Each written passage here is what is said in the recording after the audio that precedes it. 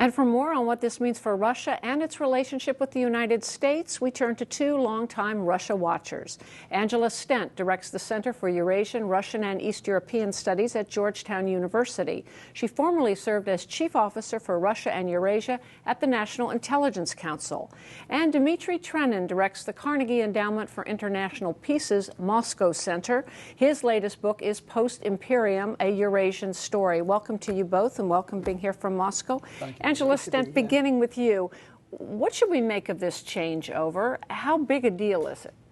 Well, it's not a very big deal in the sense that Mr. Putin has really been in charge of Russia, even as prime minister, as we can now see. But it means that we know now that the system he created is probably going to continue for the next 12 years, and that we will be dealing with him as the president of Russia in terms of U.S.-Russian relations. And I think the question will be, how will he tackle the economic and the social and the political issues that Russia faces as it goes forward? Dmitry Trenin, is this much of a surprise? I mean, given what Putin said about made this agreement several years ago, was the fix-in from the start? Well, it's not. It is a surprise and it isn't. It's not a surprise that Putin has decided to come back to the Kremlin as president. Everyone understood that it was Putin's decision to make. He could have reappointed Medvedev. He could have decided, and in fact, he did decide to go back to the Kremlin himself. What was interesting and somewhat surprising was the decision by Putin to appoint Medvedev as prime minister. And I think that many people had not been thinking about that.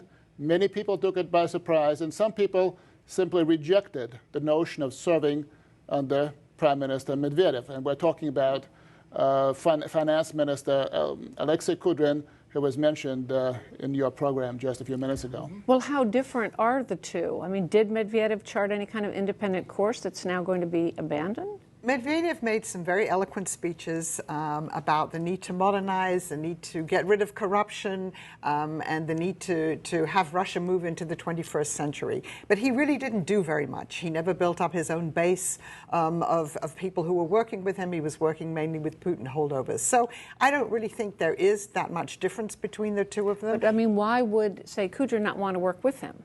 Because Mr. Kudrin has had differences of opinion with Mr. Medvedev about some of his economic policies. He wants to spend more government money. Mr. Kudrin is a fiscal conservative, and by the way, is very well regarded both in the West and in Russia. Well, let's talk about U.S.-Russia relations. What difference, if any, will this make and mean for U.S.-Russia relations, the Obama administration, which invested so much in cultivating a relationship with Medvedev? Well, first of all, I think that although the Obama administration invested in Medvedev as president, they always kept at the back of their mind the notion that the top man in Russia was Mr. Putin. So, the power behind the throne, essentially. The power behind and above the throne. Above. Right. So it may be fun to be president. It may be more fun to have the president work for you. So the Obama administration had to deal with Medvedev overtly and with Putin in some other ways. Now, this is becoming more streamlined, more straightforward.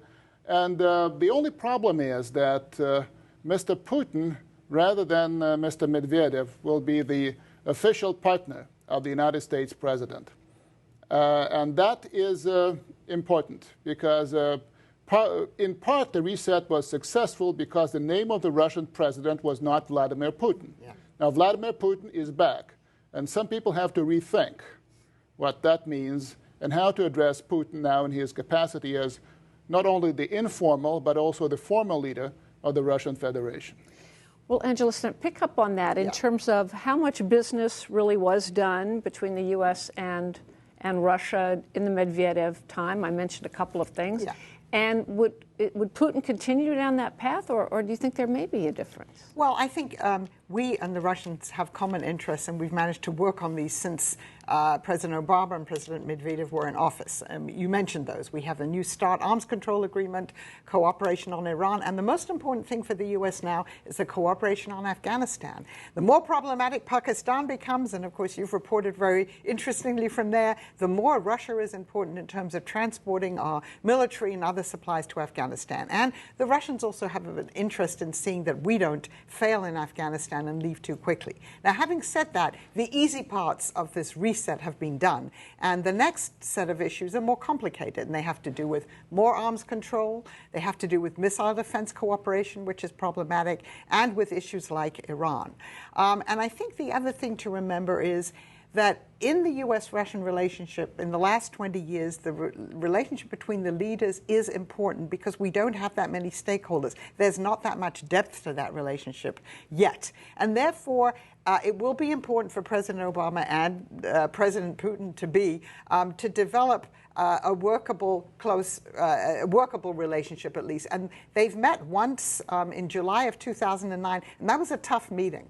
So I think that who occupies the chair in the Kremlin is important. I think we can still cooperate, but it's not going to be quite as easy as it's been in the last 3 years. What is the buzz you hear in Moscow about the Obama-Putin relationship? As Angela just said, they only had one huge meeting, which was the one when President Obama went to Russia on that summit trip. Well, I think that the meeting was tough, as you described it, but I think that... Because he basically, as I recall, Putin basically harangued President Obama about the litany of unhappiness. Harangued is one way of putting that.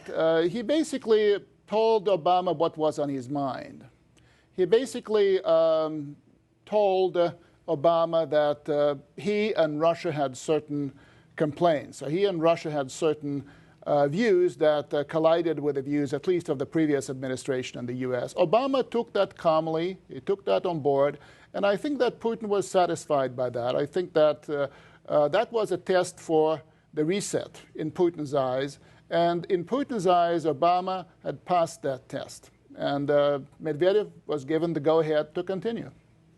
And you were part of a group that met with then Prime Minister Medvedev, Putin last year. So last September, a group of us met with Mr. Putin, and he had some very complimentary things to say about President Obama. The previous year, when our group had met with him, he was somewhat more skeptical about Obama. But last year, he was very complimentary, and that already led, I think, some of us to believe that maybe he was looking to his return as president, to having a better relationship with President Obama, including saying that they had both been under unfair criticism from their populations for things that had happened that really weren't their fault. So, but is it fair to say, Dmitry Trenin, that briefly that President-to-be Putin is a bit more of a hardliner even than Medvedev on things like, for instance, the missile defense system that the U.S. would like to help NATO build against Iranian missiles? Margaret, I think we need to be under no illusion that all the major decisions in Russia have been taken by Putin or with Putin's support. And also Putin has a reputation of a hardliner, which makes it easier for him to push through some hard decisions. And that may be a boon for U.S.-Russian relations in the future. Well, I'm sure we'll all hope that you're both right. Dmitry Trenin and Angela Stent, thank you so much. Thank you.